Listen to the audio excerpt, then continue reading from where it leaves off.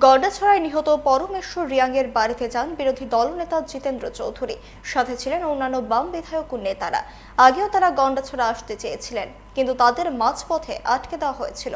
তাই এবার প্রশাসনের অনুমতিক্রমে তারা গন্ডাছড়া আসেন। প্রথমেই যান পরমেশ্বর রিয়াংয়ের বাড়িতে। নিহত যুবকের পরিবারকে পাশে থাকার আশ্বাস দেন সিপিআইএম নেতৃত্ব।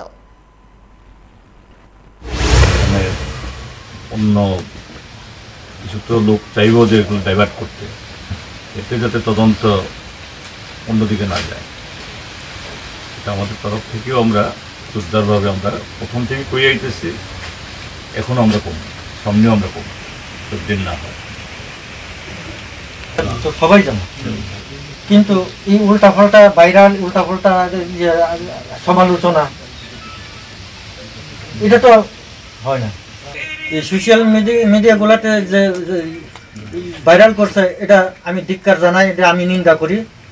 এটা আমাদের শরীরে রক্ত আছে, এগুলি দেখলে আমার শরীরের লুম উঠে, আগুন জ্বলে।